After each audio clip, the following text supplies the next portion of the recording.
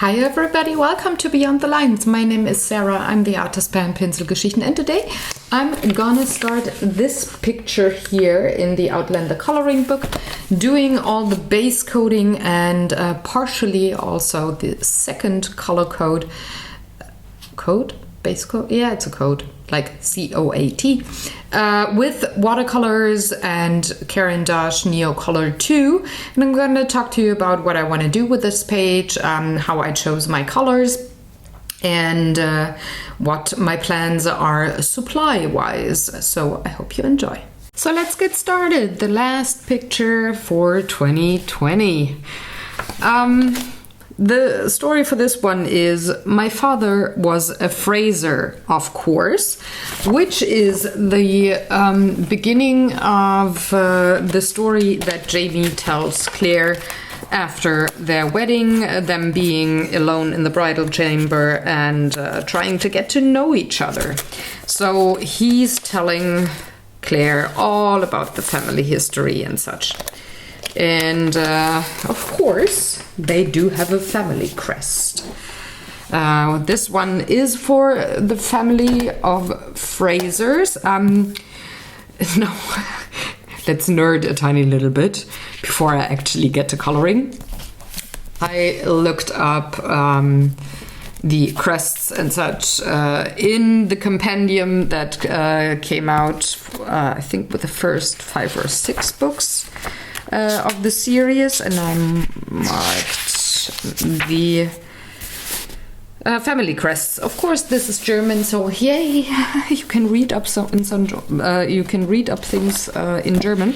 So it's a lovely book. It's a compendium for the world of Outlander. There's characters, family trees, like ancestry kind of a thing. There's websites, research, theories for time travel and such. And of course, with the families, there's like the ancestry of, in this case, family Beauchamp. Who married whom, had which kid, and same for the Randalls, and of course for Frasers as well, along with lots and lots of information and such. So get it back to the family crest. These are the different kinds of family crests for the Frasers. And I took a look at the picture here, which one is the one that is named here. And of course, quelle surprise, as the French say, it's the one that says James Fraser of Broch-Turoch. So kind of, yeah, obvious. However, this one here would have been Jamie's family crest before his father passed away. So that's two. He has 2 family crests. One with his father alive, and one with his father being passed away. Now there's a color code here, though this is printed black and white. The color code says that the frame outside is red and gold. These white spots here, they are silver and have black on top, like these crowns are black. The flowers do have a blue background and are silver themselves. So a lot of metallics going on, and it helps with the color code already. So coming back now to this picture here, there's not only the crest but a little bit of lovely things all around. For example, I think this is the brooch that Jamie is wearing with his plate very often, so I'm planning to have this be silver as well. And then I need a little bit of color repetition because the family crest itself is quite colorful. There's red, blue, silver and gold and black. So this is quite colorful. If you notice, there's strawberries up here, so I'm thinking I could repeat the red that way. The blue I might, or I kind of want to repeat here on this swirly bit of the picture. And maybe have, I don't know, the gold be repeated here. I'm not very sure yet, because there's leaves down here, and these are kind of leafy things as well. So maybe I'm choosing a green for that, a brown, of course, for the deer. So the question for me when I started looking at this picture was, what kind of color do I want to have on the brick wall? Now, if you watched the previous video, you know that was a lot of gray, and I don't want to repeat that. Walls are not only gray. So I've been musing this morning what I wanted to use. I was sure, by the way, right away when I saw that page, that there's going to be watercolors on it, and Inktense probably, but definitely watercolors. So I'm thinking I could go a little more yellowish, like these sand brick kind of walls. Could go for that with the background, which would fit very nicely with the gold that is in the family crest. So there's not too harsh of a difference. And have the red and blue and green pop against a very yellow kind of a page. Because again, well, gold and yellow are quite alike. So the brain will see this as very similar colors. Let me get my watercolors set up. And, ooh, that was loud. I'm sorry about that. I'm thinking I could use maybe... Am I? Something like a mixture of the Indian yellow and the Naples yellow. Mix the two together. Have this be very light at the outside here where you can see the bricks. And whenever I'm getting to a point where there's no bricks anymore, but it's kind of like the background for the crest itself, I could go to light ochre. Also, what I could do is, I do have the Caran d'Ache next to me, so the Neo colors. There's lovely light shades in there as well.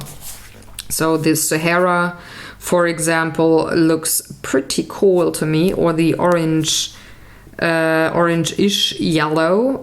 They could be, I'm thinking the orange-ish yellow for the outside, and then blending it into the light ochre and have Inktense on top to work on the bricks themselves.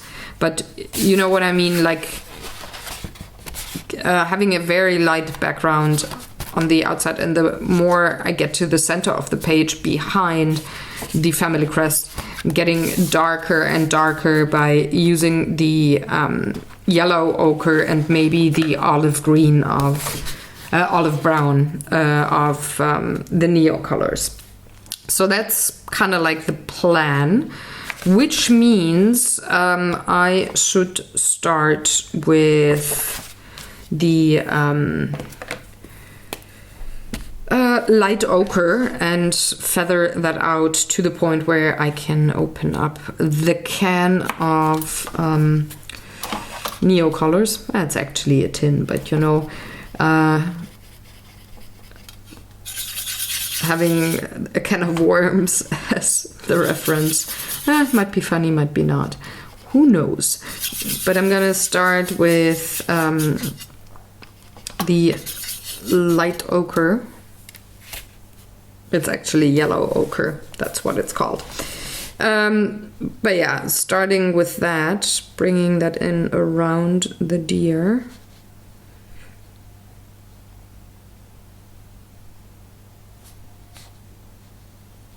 Just giving this like a full base coat. So the plan itself is to use the watercolors, to put ink tents on top, and then maybe even colored pencils on some of the items if I feel the ink tents isn't enough to make something really pop, or use gel pens for that respectively. So I'm thinking about the strawberries in this case, for example. So I want this to be a rather loose looking painting, but it has to have some structure when it comes to contrasts and such. So I really want the family crest to pop against the background.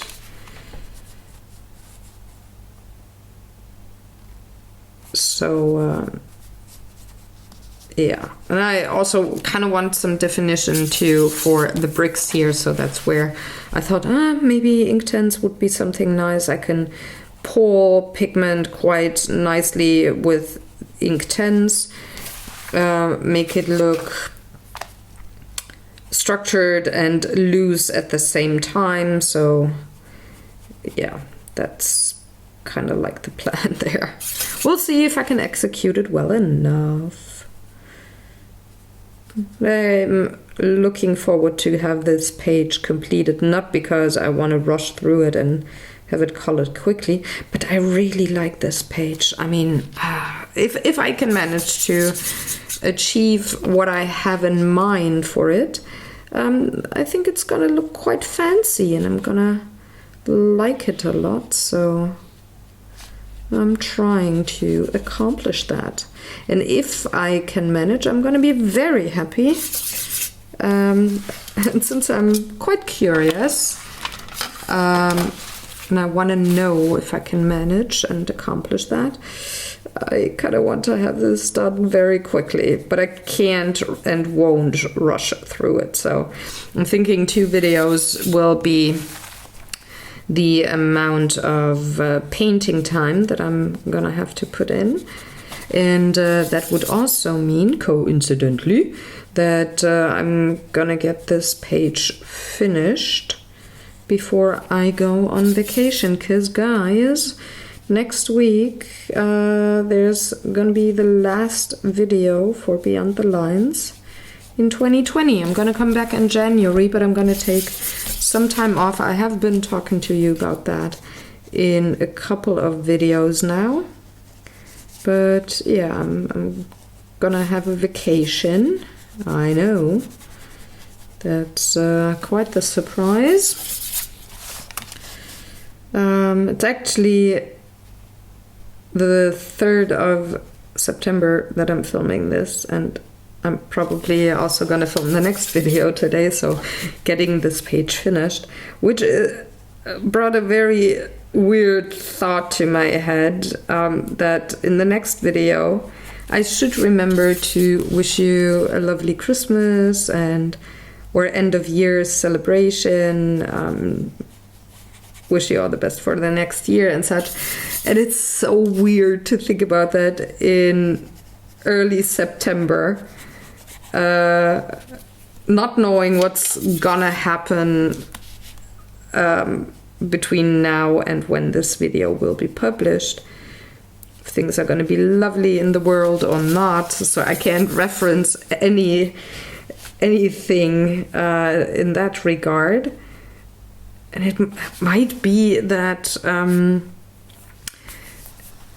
if I say, I wish you all the best, yada yada yada, it's going to be a little inappropriate because, well, things got crazy in the world. I don't know. But yeah, just thinking about that this morning was a little weird. But nonetheless, I'm gonna remember to wish you all the best for the next year at the end of the next video. So gotta remember.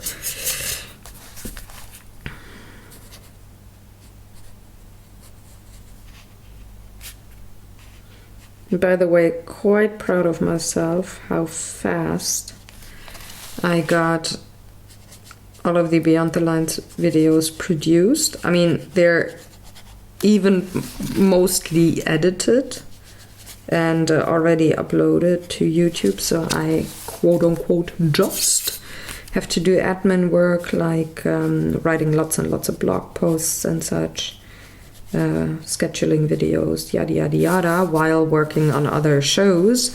But I actually scheduled the first video of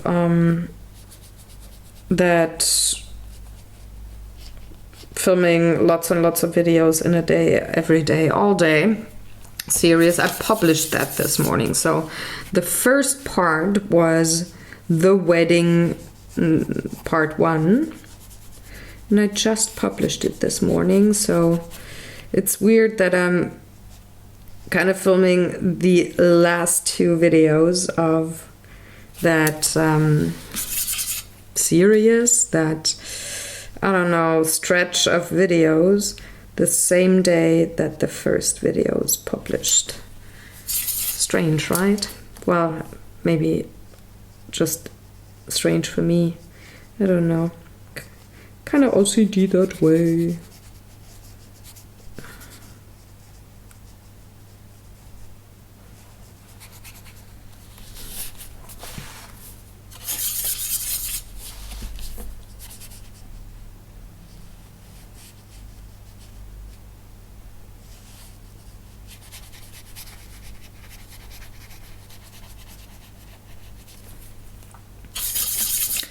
Just having another idea I could do.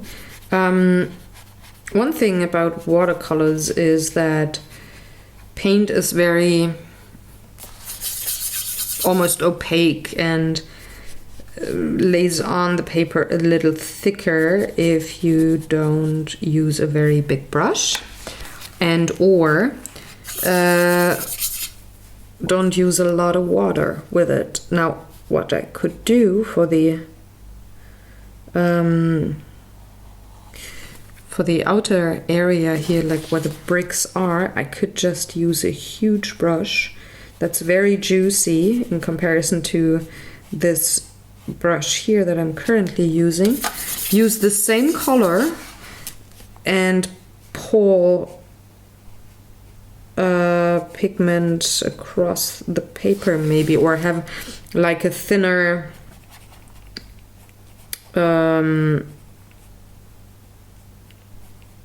what's it called? A thinner layer. That was the word I was looking for. Have a thinner layer, less pigmented, a little more juicy and watery of this yellow ochre here. That could be something as well.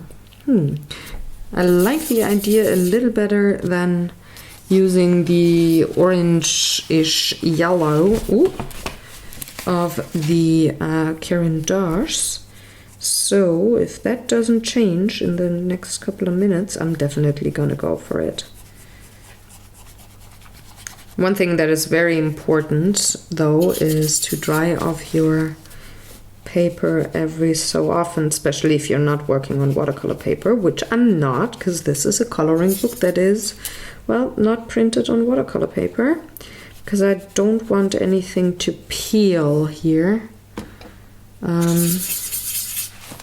So I gotta be quite careful with the amount of water I'm dumping on the paper at one point. So drying it off in between actually helps quite a lot with that.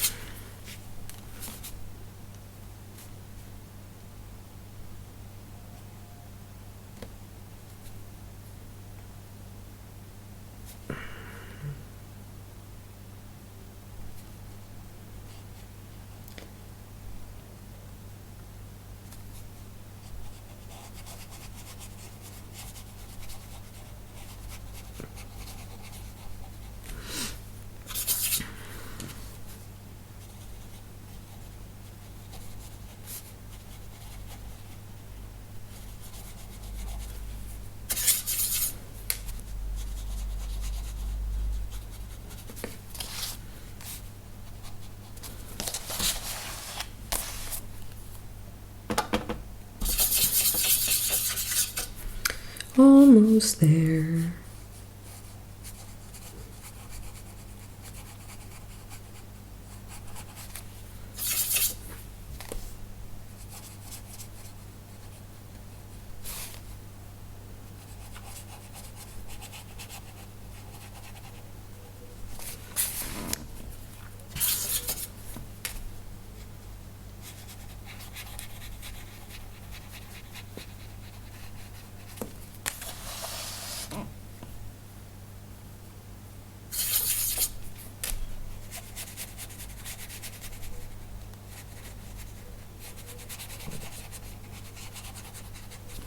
There we go. So I would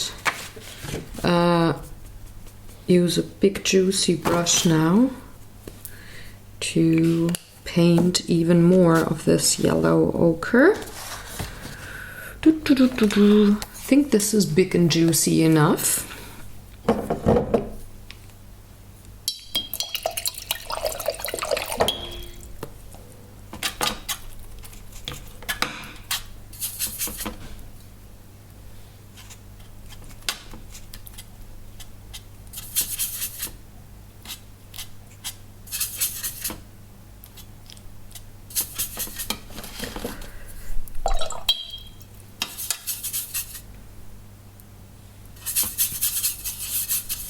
So you see I'm diluting the paint with water quite a bit. And now I gotta work quite quickly to get this down.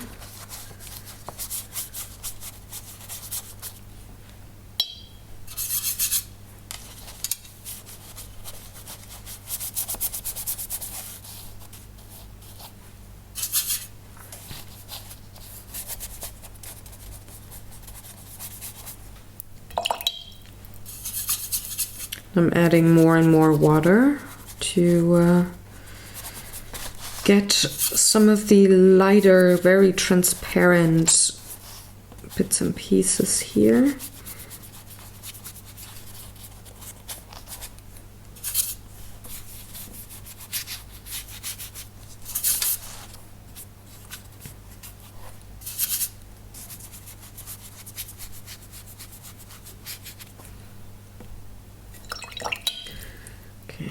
Other side. Doing the same thing again, adding lots and lots of water just to dilute the paint.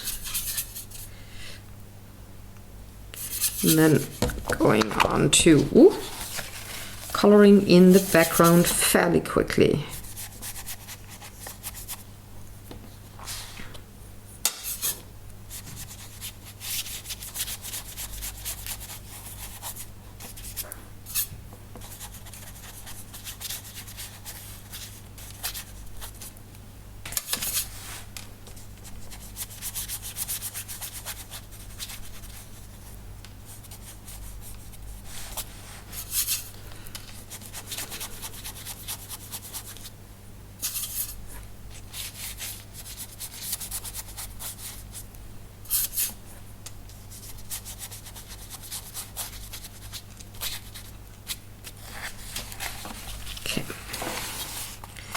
So I'm gonna dry this off now because I loaded this page with water and it's gonna buckle and everything, but once I dry it off and lay it flat, it's gonna be as good as new.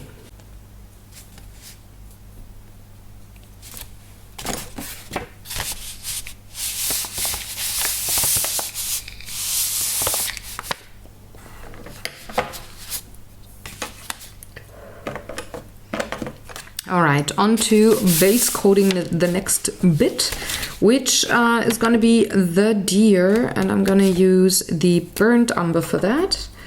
Burnt umber is next to my yellow ochre.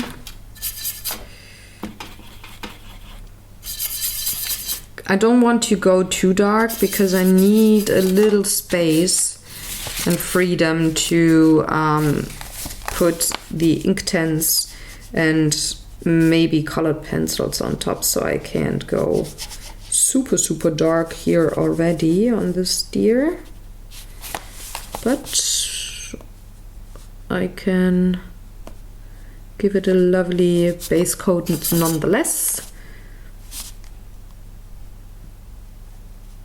Just going around the strawberries here. I think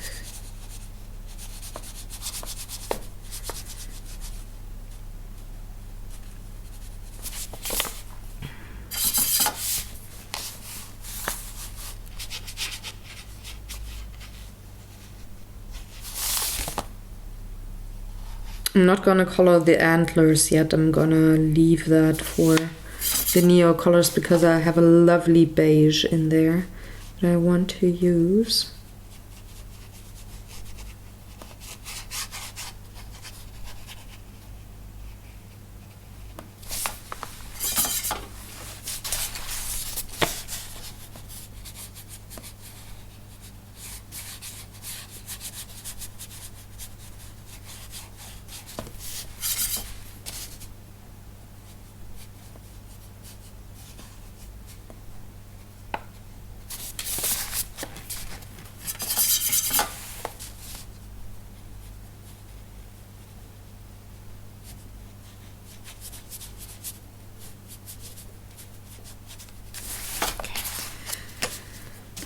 That's the deer. On to difficult. I think.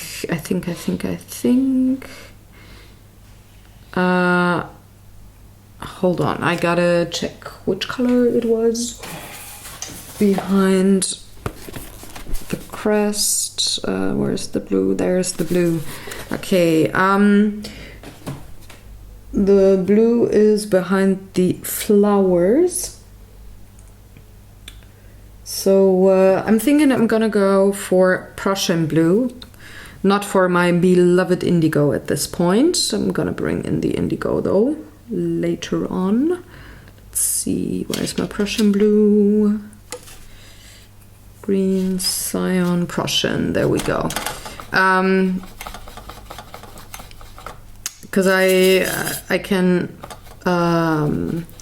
shade the blue parts with the Inktense indigo later on. It's a lovely shade as well. So I could go a little lighter here and bring in the blue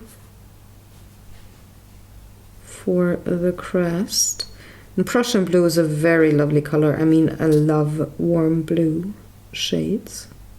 Just got to be careful around those flowers because I want to use a very light gray underneath the silver, and I'm definitely using the neo colors for that because I have a lovely combination of colors there. For the light gray as an underpainting of the silver. Or I could even go with silver colored pencil or gel pens later on, because they work very, very well on top of light gray watercolor. So I've got a couple of options of how I want to progress there, but that's for later. I mean, still base coating here.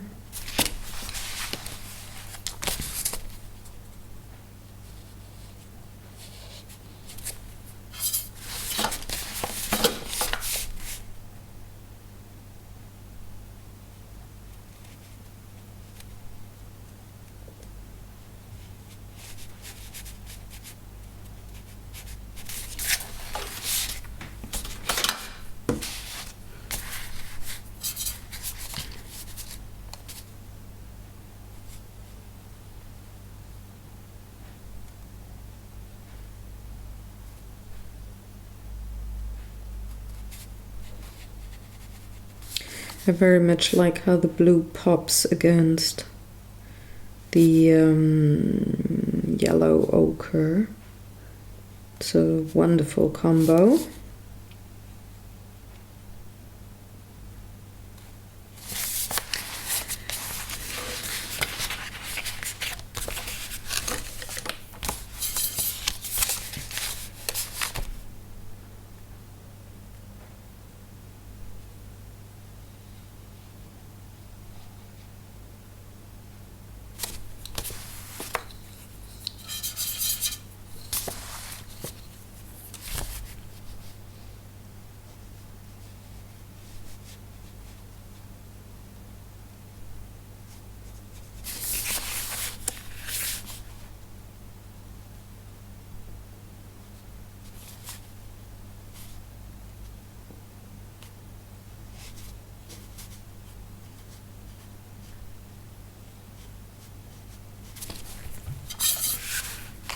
Getting there.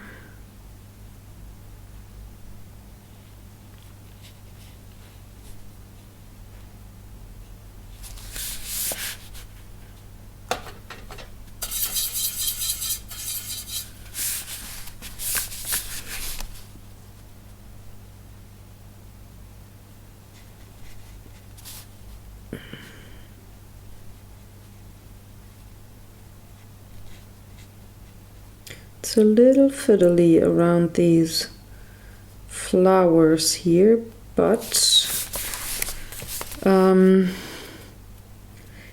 if you don't want to go with a brush and a watercolor or something, you could always use colored pencils for these parts and maybe only have the watercolors for the background. That would be very doable, I think. I don't mind having things be a little fiddly if I'm in the mood for it.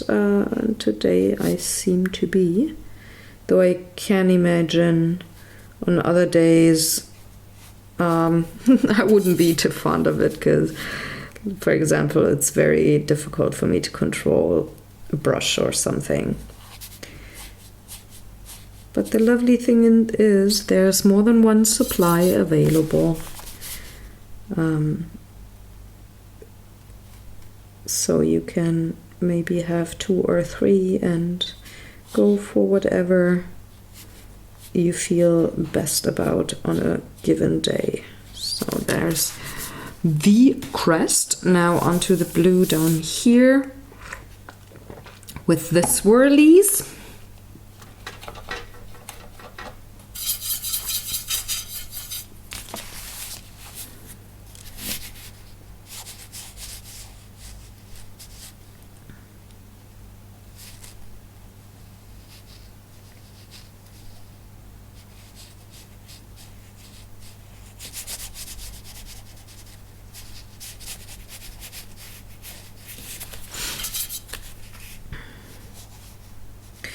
And this is also a part where I think it will make a huge difference when it comes to shading and using Inktense for those bits then. Because there's very lovely, very high pigmented colors in the set that I do have, and they're still kind of muted looking. So that's something I like a lot. So the colors are very bright, very highly pigmented, very saturated, but the shades themselves are muted, very nature-like looking, so very true to realism, not too cartoony or neon colors and all of that. I like that a lot about the Inktense. And especially the indigo is a lovely shade of dark blue, which I'm using over and over again. You might think that indigo is my favorite shading color in every set. I gotta say, not at all. I do not like the Prismacolor indigo. It's way too bright, way too light. And I'm not very fond of the Karen Josh indigo because it's way too purple for me. So even though I say dark indigo is my favorite shading color, by far not in every set of things. But here with the Schminke watercolors, I really love it. Same with Inktense, Polychromos and Albrecht Dürer pencils. So yeah, there's that.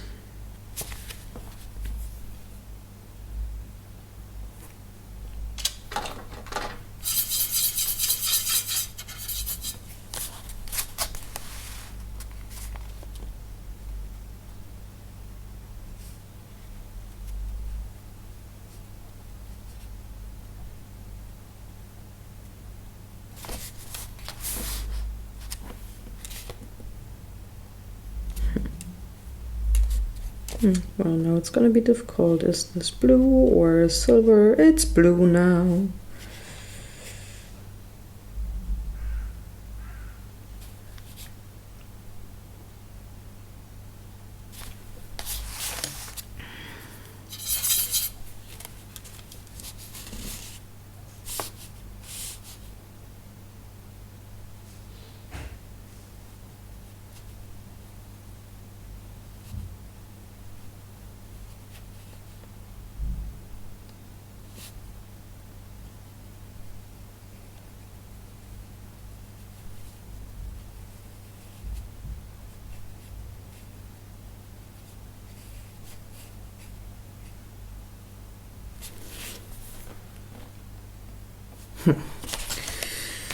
This is a weird part. I'm just gonna make it blue here.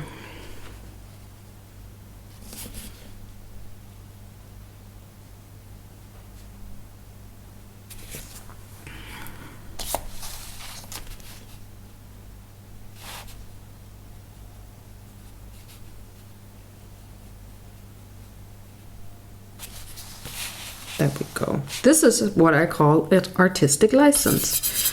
I can decide what I want things to be like. So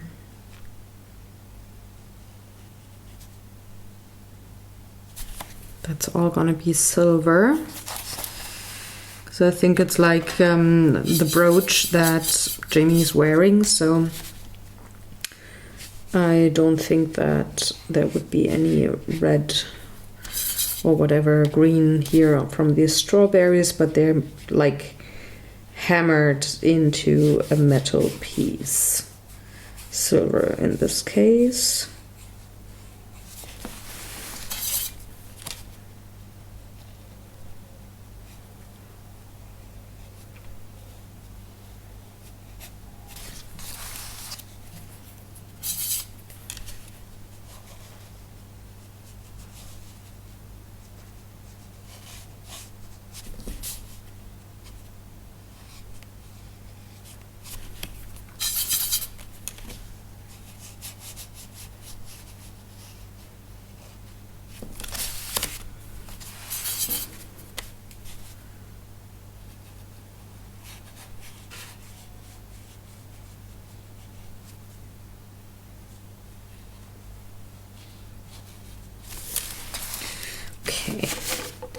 These are the blue parts. Now I can move on to some green.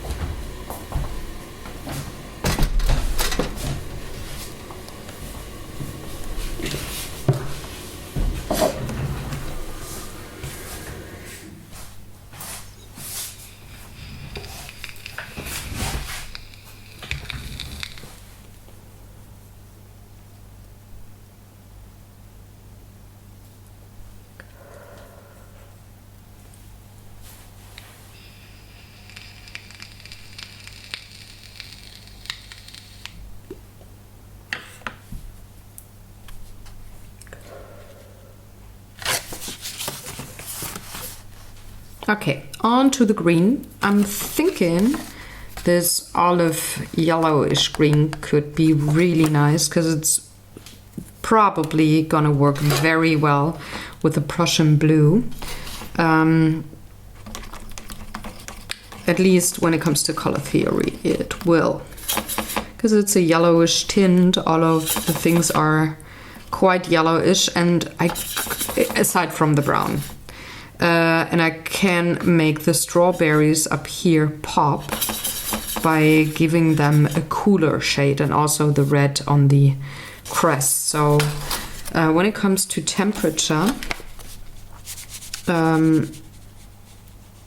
I find it quite lovely. I mean, temperature of colors, not temperature like in real life. Well, I like cool temperatures a little more in real life, but I'm definitely a big fan of warm temperatures, warm hues when it comes to colors. So by having a lot of warm colors here and then use a cool red and very cool browns for the deer on top, all the warmness will make the cool red and brown pop a lot. It will be kind of like the focal point, focal color, and that will work together in a very lovely way. You could switch it and like flip it exactly, do everything in a cool color and have like the deer and the strawberries and the red and the crest be the warm color. It would work just as well. I'm just going the other way around because I love warm colors so much. So I'm just base coating here.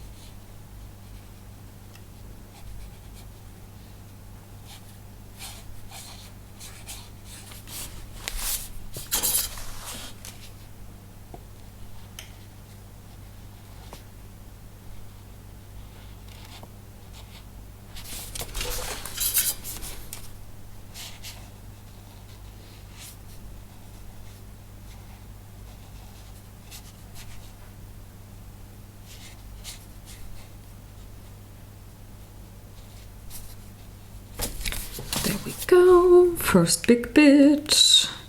I can move on to these little more intricate parts over here. And make sure I'm not coloring any blossoms or fruit of the strawberries, but anything around it. So also the leaves of the strawberries.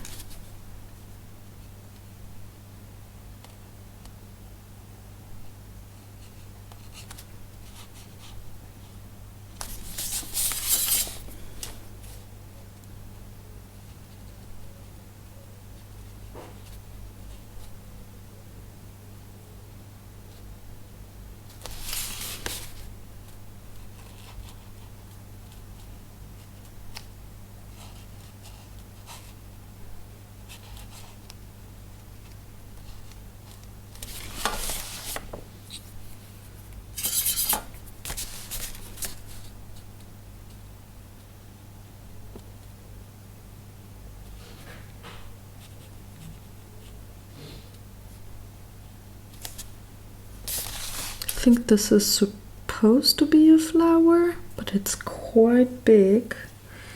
I'm gonna make it a flower because all the other blossoms here on the strawberries are very tiny. But the leaves are quite ruffly and edgy and not as round as whatever that is on top. So let's make it a flower. Again, artistic license.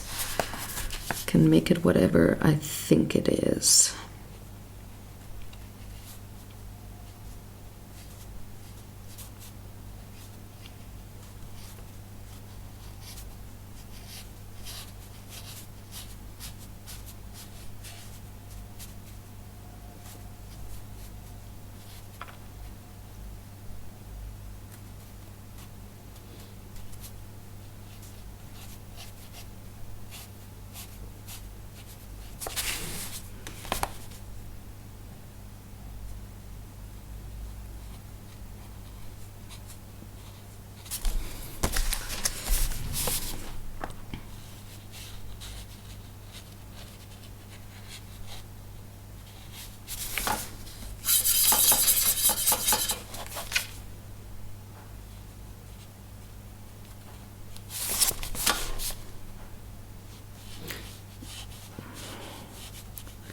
By the way, I haven't thought about shading yet.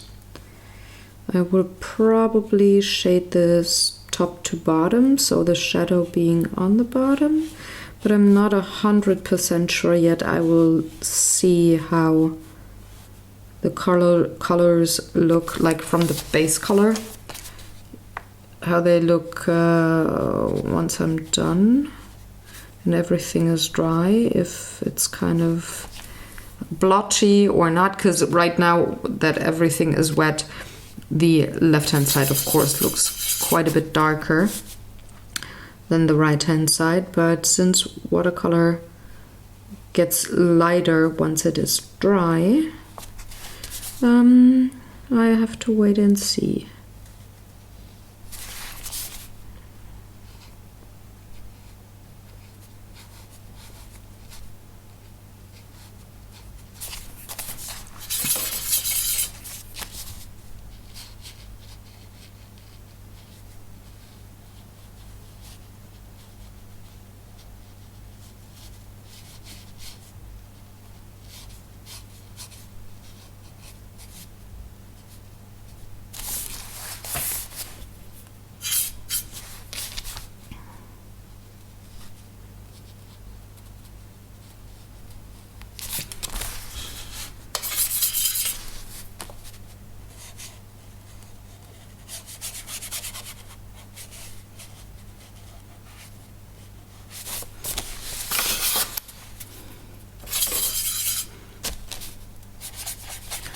This is going to be a little faster now because I don't have to be careful to color around something. I can just go for it.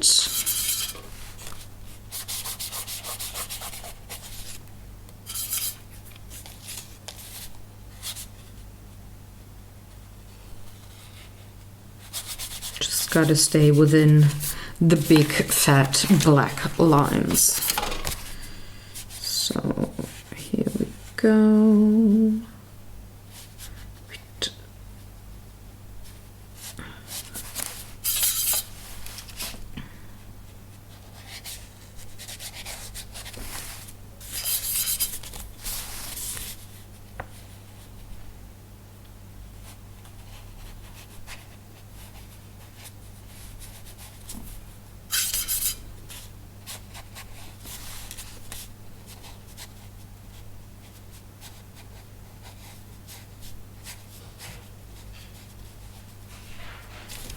All right, onto the tiny leaves down here. They're going to be green as well, because as you know, I like color repetition, put things or colors in more than one place on a piece of art. So over here, it's kind of obvious that I'm repeating the blue and the green from the midsection. You might be saying now, yeah, Sarah, that's all good and great, but you didn't repeat the brown of the deer. Yes, that is true. And since that brown is gonna be a focal color, aside from the red, I'm not gonna repeat it anywhere on the page. So that section up here is pretty much the focal color part. I mean, I'm gonna repeat the red somewhat in the frame of the crest, true, but it's gonna have way more oomph on the strawberries. Or better said, I'm gonna use different kinds of materials to make it a little more pop on the strawberries in comparison to the edge of the crest.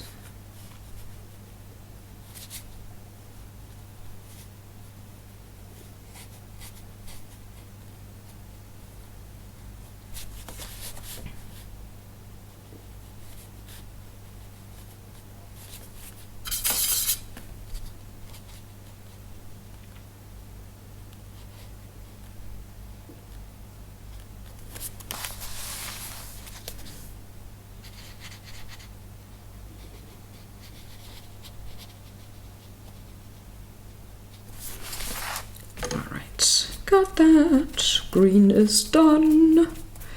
And that is the point where I can close up my Schmincke watercolors. I'm gonna move to another art supply now. Ouch. And I'm not needing, or I'm not in the need of the big brush for a while. If ever again on this page, we'll see. But I'm gonna dry this off before I go for the Caran d'Ache Neo colors now to base coat the rest. The first color I want to use is the beige for the antlers of the deer, because I think that is just a very lovely shade for that.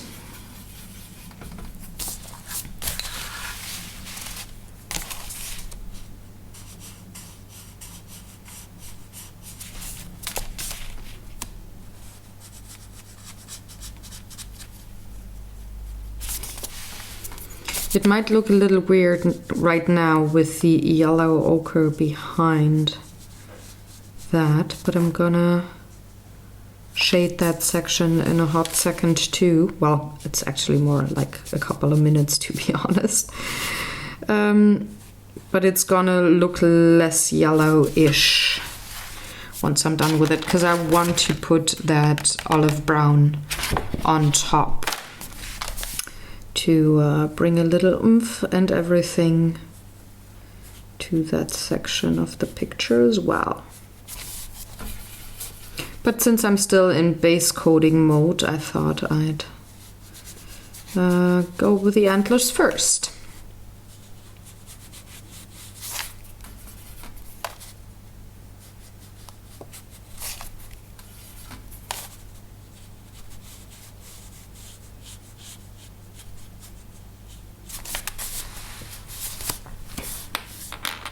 Okay, that's that.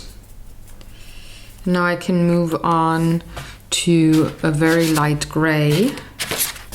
This one here to be exact, the gray number 5. As a base coat under anything that is going to be silver.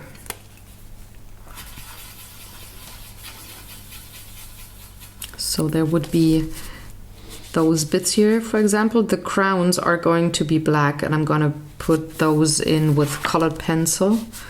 Probably, I'm not gonna, very likely not gonna use watercolors on them. So I can go with a little gray as a base coat, and then lay the silver on top before adding black pencil for the crowns. And I'm going to use the Neocolor Gray and Neocolor Silver. Neocolor Silver to do so. Same goes for these flowers here. They're also silver. So of course they also get a light gray underpainting.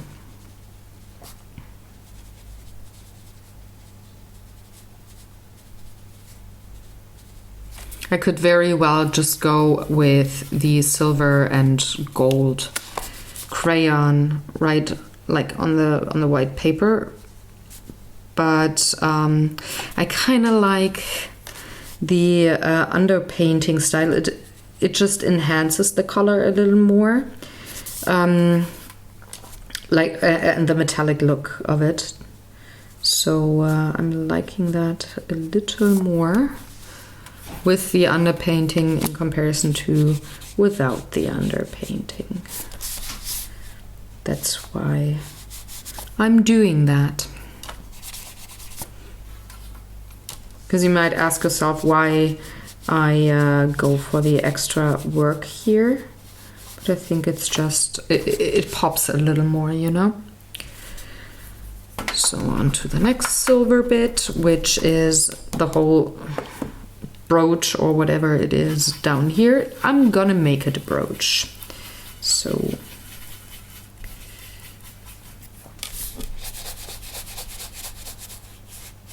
let's base coat this.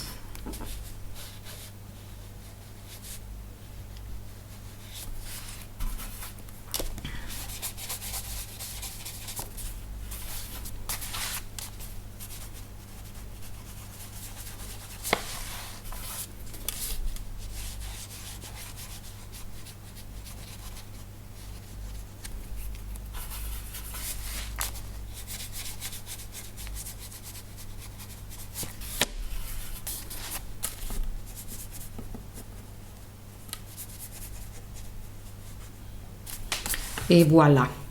And now I can move on to the red and yellow as the underpainting for the crest and also for the strawberries.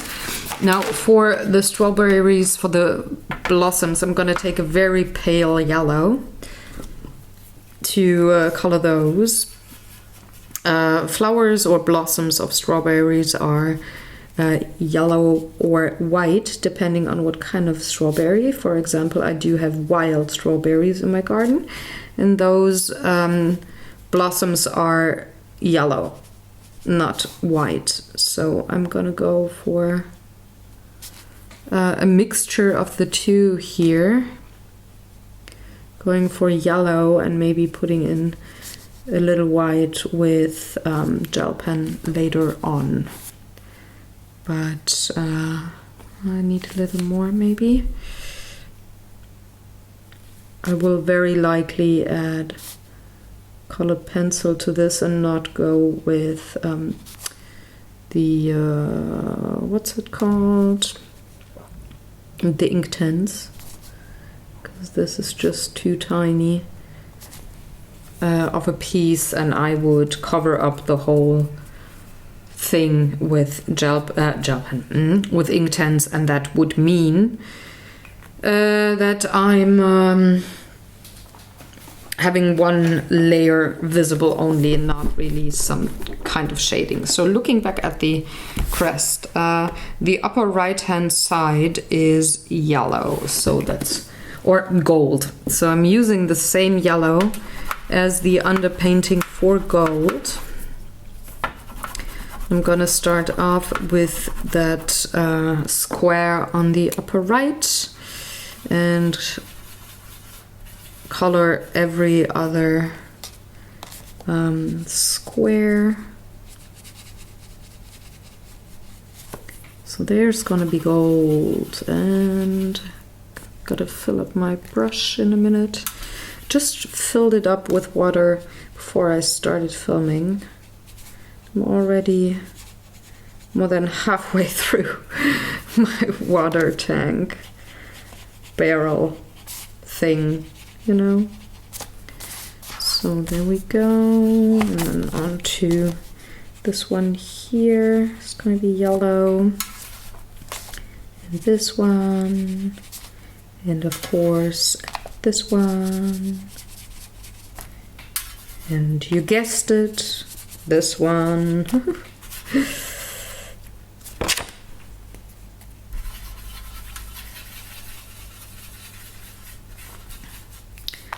And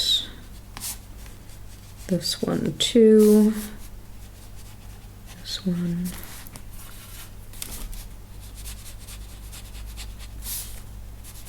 Wonderful. All right, I'm gonna dry this off very quickly before I bring in the red because I don't want the colors to bleed together. So I'm gonna hit this very quickly.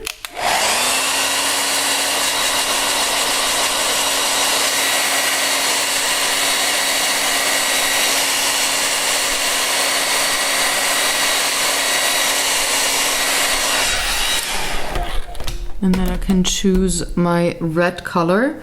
I'm gonna choose the main color for the strawberries and the crest in the same fashion and then shade it differently so that there will be a difference. And I'm liking either the ruby red or the scarlet red. I think it's gonna be the scarlet. Let's go for scarlet red. Is that you? Yes, it is. Because it's a very lovely base color, meaning I could shade it in different kinds of ways with different kinds of media on top so that the strawberries will look a little differently than those spots on the crest.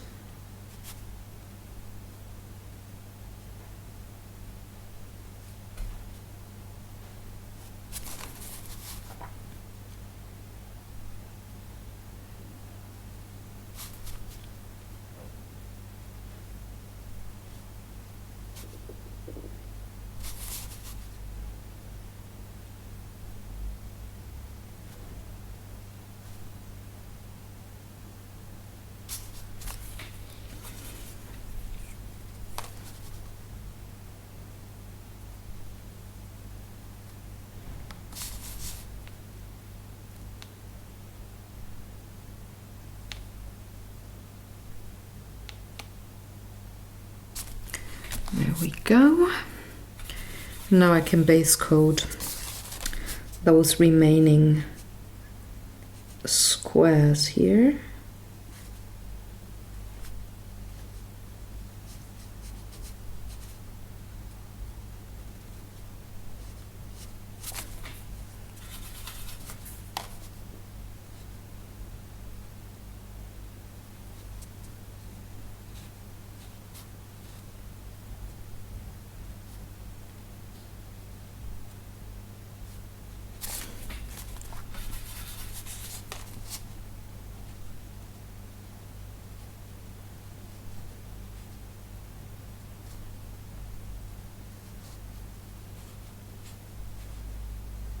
Really have to make sure I'm not accidentally going over to the yellow squares, because it would be really difficult for me to cover up the red with the gold.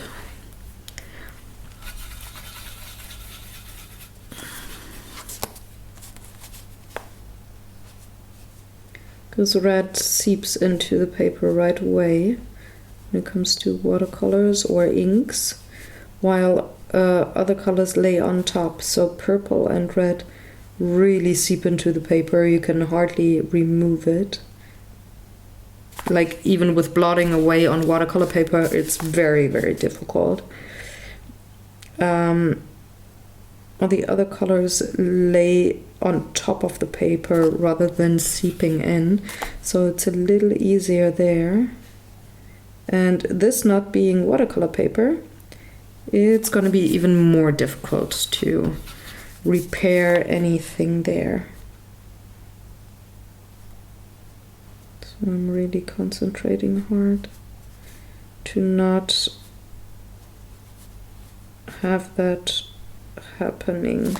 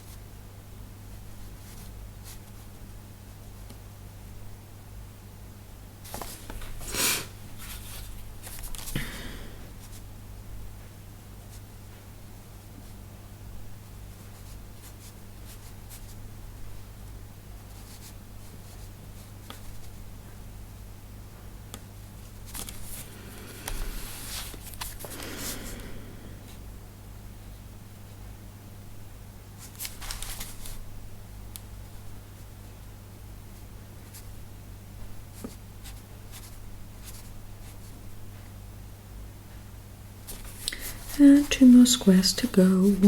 Then I'm gonna dry this off once more and begin shading the background with that olive brown that I showed you earlier on.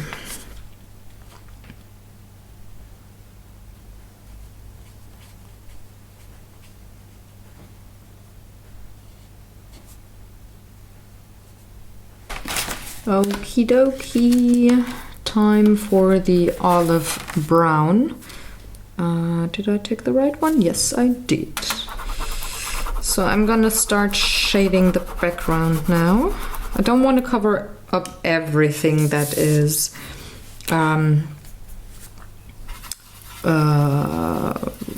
colored with the yellow ochre. But just have a little bit of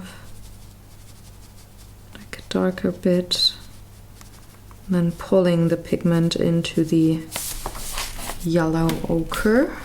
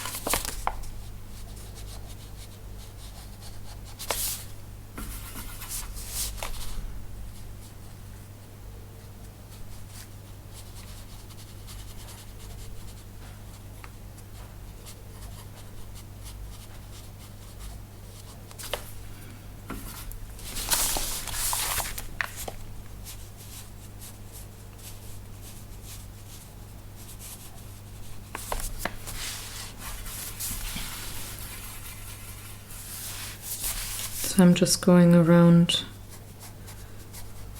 all of this here and pull the pigment.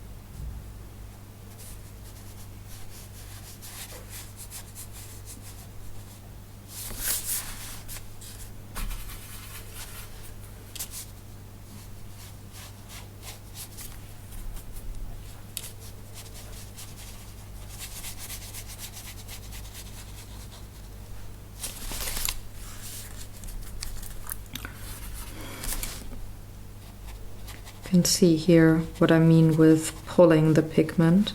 So I'm going around the crest itself, putting a little more pigment down there, and then clean up my brush and go on over and pull the pigment a little bit into the rest of the paper.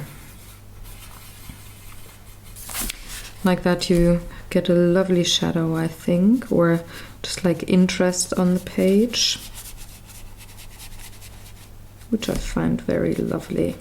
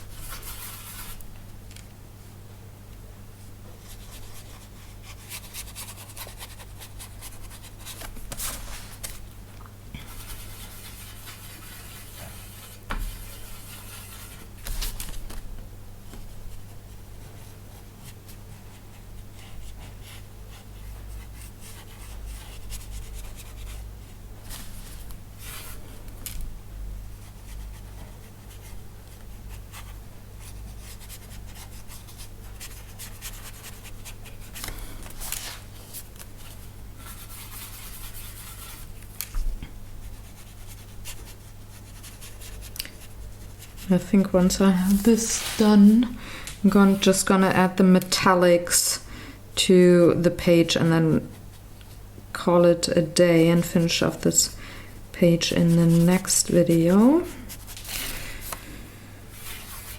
Which then would mean that I would switch over to the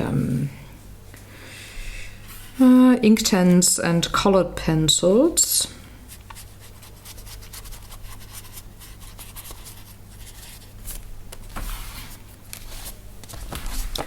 And leave the neo colors behind. I think that's a good point to then stop the video for today, but well, I need a little more because I need to put in the gold and the silver and the olive brown, of course.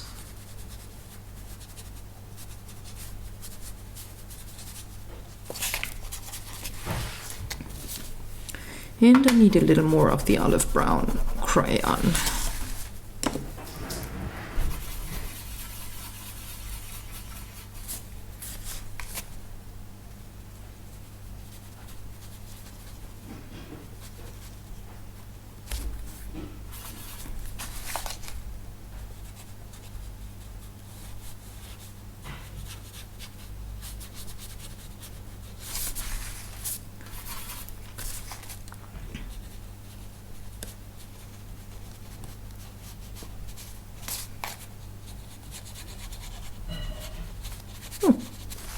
And Sebastian's making breakfast. He's at my house this week studying for university while I'm working.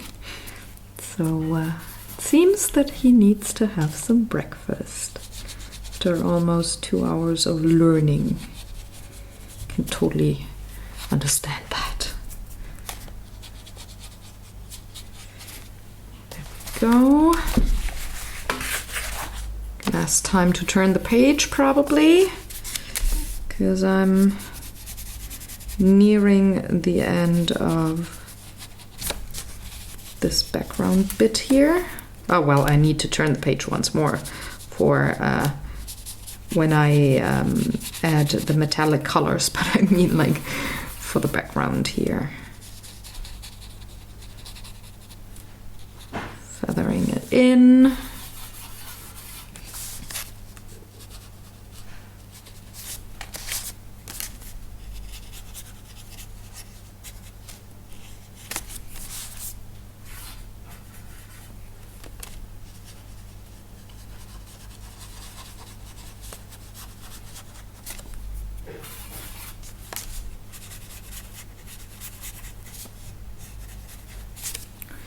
And the last little bit before moving on to the gold and the silver.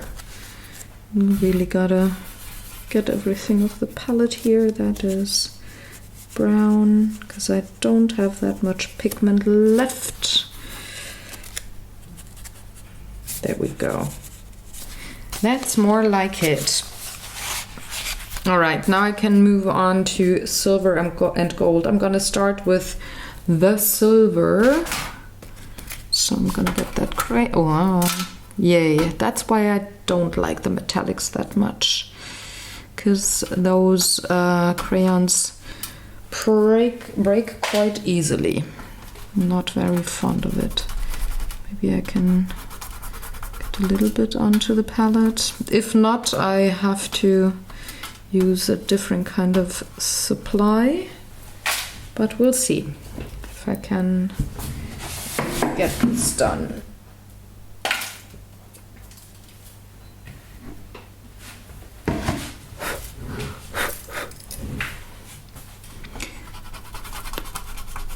They're way more prone to breaking, it seems. Come on.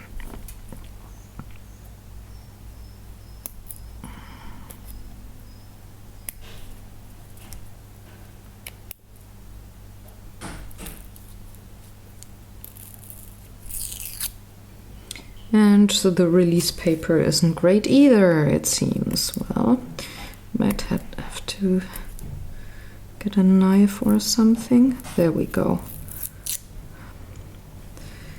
There's a start.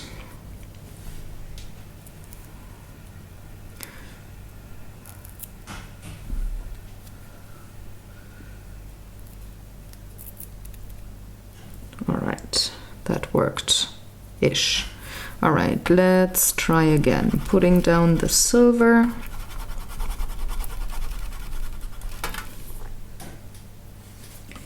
And let's pick that up.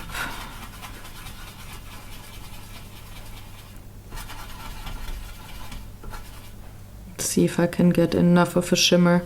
Otherwise I gotta put colored pencil on top or gel pen or both. But let's go for the crest.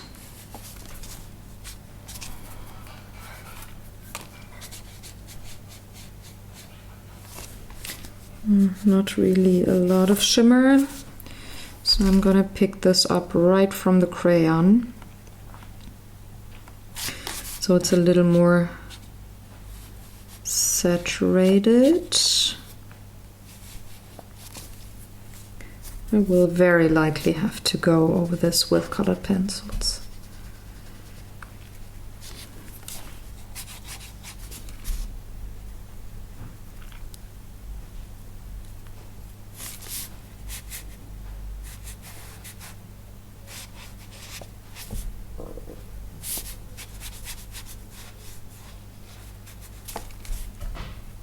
I'm not gonna bother put the crayon onto the flowers on the crest, because that is way too fiddly, and I know that I can do that way better with my colored pencils.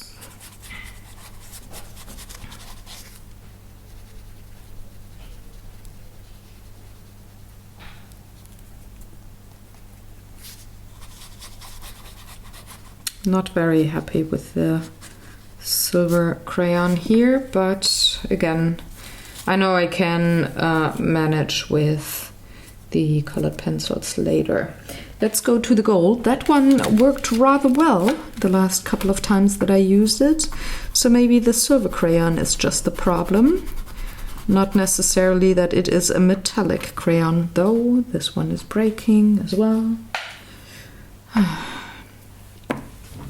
Metallics are always quite not so great with watercolors, but well, we're gonna manage somehow. Now, on to the golden.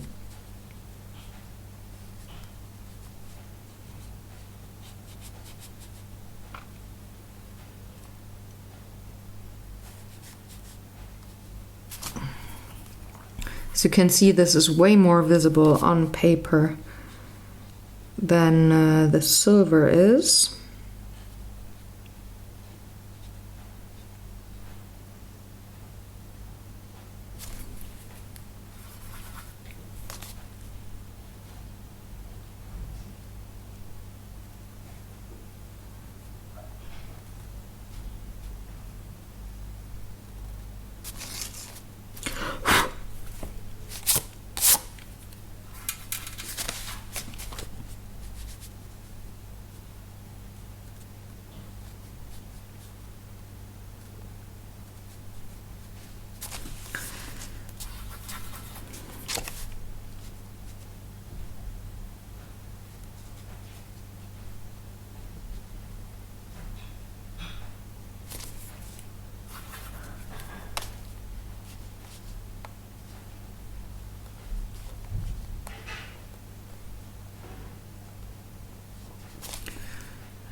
Just a little more.